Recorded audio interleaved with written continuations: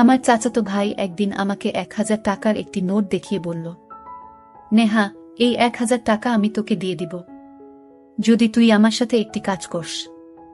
আমি বললাম, কি কাজ ভাইয়া? ভাইয়া বলল, ওই যে রান্নাঘরটা দেখতেছস, ওইখানে একদিন সন্ধ্যা বেলায় আমাকে একটু সময় দিবে। আমি বললাম, ভাইয়া এখানে কি কাজ করতে হবে? ভাইয়া আমাকে বলল, কি তা তো এইখানে গেলেই বুঝতে পারবে। তারপর আমি ভাইয়ার কথা মতো একদিন সন্ধ্যায় ভাইয়ার সাথে ওই রান্নাঘরে যাওয়ার পর ভাইয়া আমার সাথে যা করলো তা শুনলে বন্ধুরা তোমাদের মাথা গরম হয়ে যাবে। তাহলে চলুন বন্ধুরা, গল্পটি শুরু করি। তবে গল্পটি শুরু করার পূর্বে তোমাদের নিকট আমার বিশেষ অনুরোধ, তোমরা অবশ্যই আমার চ্যানেলটি সাবস্ক্রাইব করে আমাকে সাপোর্ট করবা, কারণ তোমাদের জন্য অনেক কষ্ট করে আমি ভিডিও তৈরি করি। হ্যালো বন্ধুরা, আমার পূর্ণ নাম ঈশিতা দেওয়ান নেহা, তবে সবাই আমাকে নেহা বলে ডাকে। আমরা দেওয়ান বংশের লোক। আমার বর্তমান বয়স ২৫ বছর। কিন্তু আমি তোমাদেরকে আজকে যে গল্পটি বলবো সেটি যখন আমার বয়স ছিল ১০ থেকে ১১ হবে আনুমানিক। আমার ভাইয়ার নাম জুয়েল দেওয়ান। সে আমার আপন ভাই না, সম্পর্কে সে আমার চাচাতো ভাই। বয়সে সে আমার থেকে ৪-৫ বছরের বড় হবে। জুয়েল ভাই আমাকে খুব ছোটবেলা থেকেই অনেক আদর করত। আমাকে বিস্কিট, চিপস, লজেন্স আরও অন্যান্য জিনিস কিনে দিত। আমিও ভাইয়াকে অনেক ভালোবাসতাম।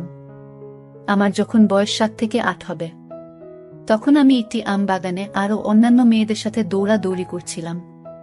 তখন ভাইয়া আমাকে বলল, নেহা, একটু এদিকে আসো। আমি বললাম, ভাইয়া কেন? ভাইয়া আমাকে বলল, একটু দরকার আছে, একটু তাড়াতাড়ি আসো। ভাইয়ার ডাক শুনে আমি দৌড়ে ভাইয়ার কাছে এলাম।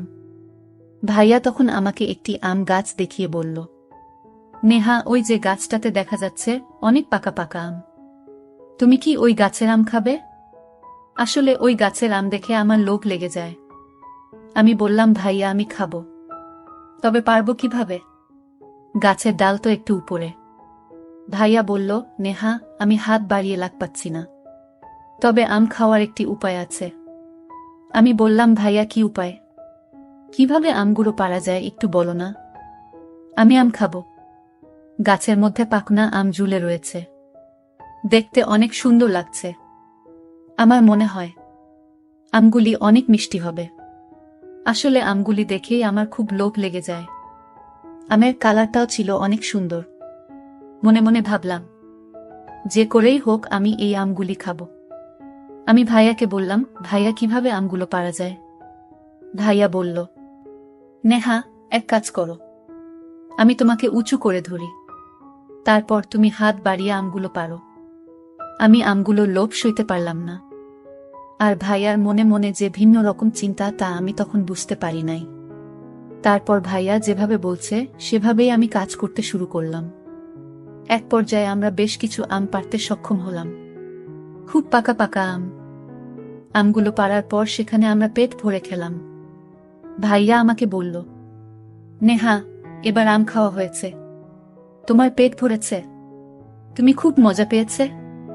আমি বললাম, জি ভাইয়া, আমগুলো সত্যি অনেক টেস্ট। তারপর ভাইয়া বলল, তাহলে চলো এবার বাড়ি চলে যাই। তারপর ভাইয়া আর আমি বাড়ি চলে আসলাম। এইভাবে ভাইয়ার সাথে আমার নিত্য নতুন মজার মজার ঘটনা ঘটত। ভাইয়া খুব ভালো ভালো জিনিস আমাকে এনে দিত। এজন্যই ভাইয়াকে আমার অনেক ভালো লাগত। ভাইয়ার সকল কথাই আমি মানার চেষ্টা করতাম। সবসময় অপেক্ষায় থাকতাম ভাইয়া কখন বাহির থেকে আসে, কারণ আমি জানি ভাইয়া বাহির থেকে আসলে অবশ্যই আমার জন্য কিছু না কিছু নিয়ে আসবে। আমার চাচাতো ভাই জুয়েলের গঞ্জে একটি মুদির দোকান ছিল। সে মূলত একজন মুদির ব্যবসায়ী ছিল। তার দোকানে নতুন নতুন কোনো প্রোডাক্ট আসলেই সে আমাকে গিফট দিত। আমি তার গিফট নিয়ে আনন্দে নাচতাম, কারণ তখন আমি খুব ছোট ছিলাম, কিছু বুঝতাম না। ভাইয়া যখন আমাকে কোনো কিছু দিত বা কোনো কিছু গিফট করত, তখন আমার দিকে অপলক দৃষ্টিতে তাকিয়ে থাকত। মাঝে মধ্যে ভাইয়াকে আমি বলতাম, ভাইয়া তুমি আমার দিকে তাকিয়ে কি দেখো? আমার কিন্তু খুব লজ্জা লাগে, তুমি এভাবে আমার দিকে তাকিয়ে থাকবা না। ভাইয়া তখন বলে, আরে পাগলি, আমি তোর দিকে তাকিয়ে কি দেখি? না, দেখছি আমার বোনটা কত বড় হয়ে যাচ্ছে। আমার বোনের মধ্যে আস্তে আস্তে নতুন কিছু উদয় হচ্ছে। কি সুন্দর লাগছে আমার বোনটাকে। আমার বোনটার যখন পরিপূর্ণ বয়স হবে, তখন জানি না কত হাজার লোক তার রূপের মোহে পাগল হয়ে যাবে। আমি বললাম, ভাইয়া বেশি হয়ে যাচ্ছে কিন্তু। ভাইয়া বলল, কি বেশি হয়ে যাচ্ছে ম্যাডাম? শুনি তো একটু। আমি যা সত্য তাই তো বললাম। ভাইয়ার মুখে এই কথা শুনে আমি রাগে ভাইয়াকে কিল ঘুষি মারতে শুরু করলাম। ভাইয়া আমার এই পাগলামি দেখে বলল, আরে পাগলি, আমি তো মজা করলাম। আমি কি সত্যি সত্যি তোমাকে বলেছি নাকি? নেহা, সত্যিই তুমি অনেক ভালো মেয়ে, অনেক সুন্দর, কিউট একটা মেয়ে। তারপর আমি একটা মুচকি হাসি দিয়ে বললাম, ভাইয়া তুমি খুব ভালো। তারপর আমি বললাম, ভাইয়া আমার জন্য আজকে মোটু পাতলু আনবে, নাইলে কিন্তু তোমাকে মাইর দিমু। আমি বললাম, আচ্ছা ম্যাডাম, আপনার হুকুম ধার্য করা হলো। এই বলে ভাইয়া দোকানে চলে গেল। তারপর দোকান থেকে আসার সময় ভাইয়া মোটু পাতলু আরো অন্যান্য সুন্দর সুন্দর জিনিস আমার জন্য নিয়ে আসলো। আমি তো ভাইয়ার এখান থেকে জিনিস পেয়ে খুশিতে নাচতে শুরু করলাম। এইভাবে আমার ছোটবেলার দিনগুলি চলতে লাগলো। আমার আনুমানিক বয়স যখন 10 থেকে 11 বছর হবে, তখন ভাইয়া একদিন আমাকে 1000 টাকার একটি নোট দেখিয়ে বলল, নেহা, তুমি যদি একটি কথা রাখো, তাহলে এই 1000 টাকা তোমাকে আমি দিয়ে দিব। আমি বললাম, ভাইয়া তোমার সব কথাই তো আমি শুনি, তারপরেও বলো কি কথা শুনলে তুমি আমাকে এই 1000 টাকা দিয়ে দিবা? ভাইয়া তখন বলল, কথাটা এখানে বলা যাবে না, চলো আমরা ওই দিকটাতে চলে যাই। আমি বললাম, ঠিক আছে ভাইয়া, চলো ওই দিকে। তারপর ভাইয়া আর আমি ওই পাশে একটা ঘরের পিছনে চলে গেলাম। চলে যাওয়ার পর ভাইয়া আমার কানে ফিসফিস করে বলল, নেহা, ওই যে রান্নাঘরটা দেখা যাচ্ছে, ওই রান্নাঘরে তুমি আমার সাথে যাবা এবং সেখানে আমরা কিছুক্ষণ সময় একটি কাজ করব। যদি তুমি আমার সাথে কাজটি করতে পারো, তাহলে এর বিনিময়ে তোমাকে আমি 1000 টাকা দিয়ে দিব। আমি বললাম, ভাইয়া কি কাজ? ভাইয়া বলল, সেখানে গেলেই তুমি কাজটি বুঝতে পারবে, তবে কাজটি খুব কঠিন নয়, খুব সহজ। আমি বললাম, ভাইয়া যদি কাজটি সহজ হয় তাহলে আমি করতে রাজি আছি। এদিকে আমাদের বাড়িতে খুব একটা মানুষ নেই, আমাদের বাড়িটা সব সময় নীরবেই থাকত, আর তাছাড়া সন্ধ্যাবেলা আমাদের বাড়ি একেবারে নীরব থাকত। তারপর ভাইয়া আমাকে বলল, কি ম্যাডাম, আমার কথায় তুমি কি রাজি আছো? ভাইয়া, তোমার কথায় কি আমি রাজি না হয়ে পারি? তবে ভাইয়া, সেখানে আমরা কি কাজ করব? তখন ভাইয়া বলল, আরে ম্যাডাম, ভয়ের কিছু নাই, সেখানে গেলেই তো বুঝতে পারবা। আমি বললাম, আচ্ছা ঠিক আছে ভাইয়া। তারপর সন্ধ্যাবেলায় আমি ঘরে পড়তে বসলাম। হঠাৎ দেখি ভাইয়া জানালার পাশ দিয়ে আমাকে ইশারা দিচ্ছে। আমি ভাইয়ার ইশারা পেয়ে ভাইয়ার কাছে চলে আসলাম। ভাইয়া আমাকে নিয়ে সোজা রান্নাঘরে চলে গেল। রান্নাঘরে আমি এসেই পুরো অবাক হয়ে গেলাম। আমি সেখানে এসে দেখি রান্নাঘরের ভিতরে চতুর্দিকে ফুল দিয়ে সাজানো, আর মাঝখানে একটা চৌকি ছিল।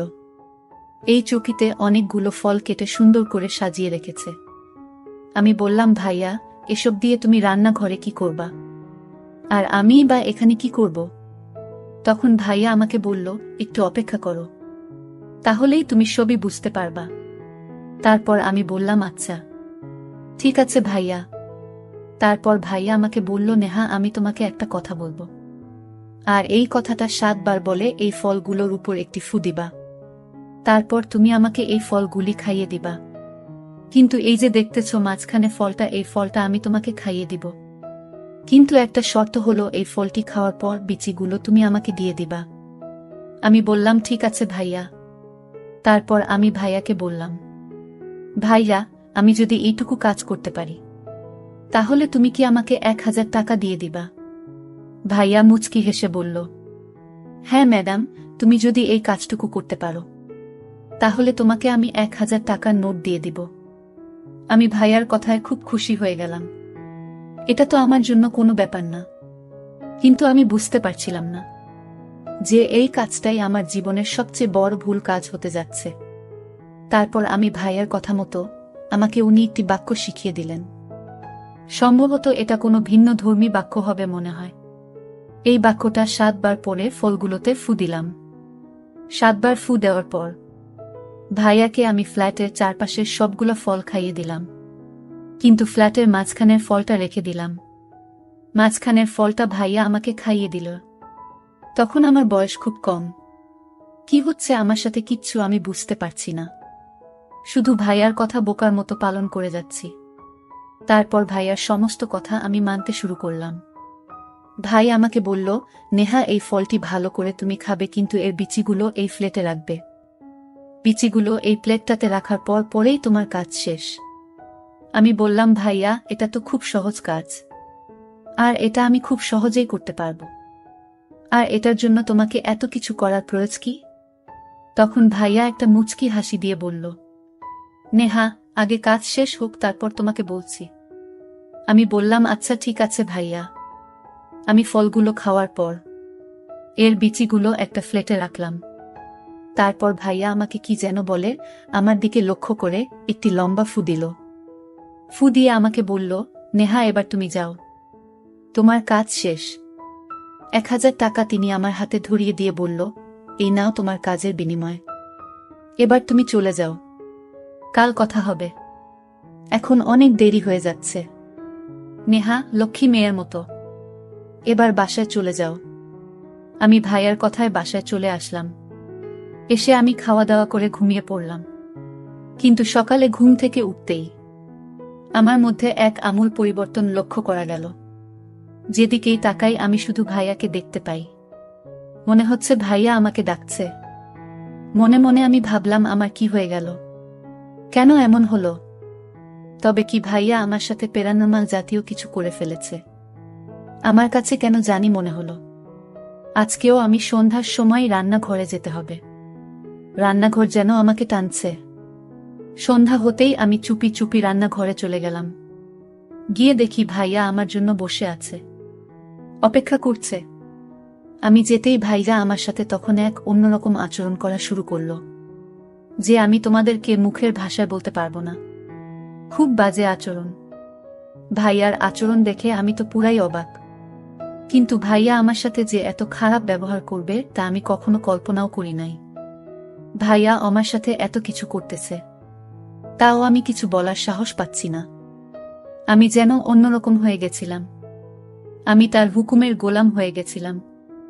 সে আমার সাথে যা ইচ্ছে তাই করতেছিল, কিন্তু আমি তা বলতে পারতেছিলাম না। তার সবকিছুই আমি মেনে নিচ্ছিলাম। তার কাছে গেলেই আমি কেমন জানি হয়ে যেতাম। সে আমাকে যা বলতো আমি তাই করতাম। এভাবে সে আমার সাথে অনেক কিছুই করেছে, যেটা আমি তোমাদেরকে ভাষায় প্রকাশ করতে পারবো না। তার সাথে আমার এইভাবে চলতে থাকে দিন। তার সাথে আমার এইসব চলে প্রায় 5 থেকে 6 বছর। হঠাৎ আমি অসুস্থ হয়ে পড়ি। তারপর আমার বাবা মা আমাকে ডাক্তারের কাছে নিয়ে গেল। ডাক্তার আমাকে পরীক্ষা বলে আমি নাকি মা হতে চলেছি। এই কথা শুনে আমার মা বাবা প্রচুর কান্না করতে লাগলো। বাসায় এসে আমাকে জিজ্ঞাসা করল, মা নেহা, সত্য করে বল, তোর এত বড় সর্বনাশ কে করেছে? তারপর আমি আর কি করব? বলে দিলাম আমি ভাইয়ার কথা। তারপর মা বাবা জুয়েল ভাইয়াকে ডেকে এনে বোঝালো। বলল, জুয়েল, তুই কি করে পারলে আমার মেয়ের এত বড় সর্বনাশ করতে? যাক বাবা, যা হবার হয়ে গেছে। এখনো কেউ জানে না। কেউ না জানার আগেই আমরা নেহাকে তোর সাথে বিয়ে দিতে চাচ্ছি। এখন তুই কি করস? বাবা মায়ের প্রস্তাবে জুয়েল ভাইয়া রাজি হয়ে গেল। তারপর ধুমধাম করে আমাদের বিয়ে হয়ে গেল। বন্ধুরা, এখন আমি তোমাদের দোয়ায় ভালোই আছি। তবে মাঝে মধ্যে আমার অতীত আমাকে অনেক পীড়া দেয়।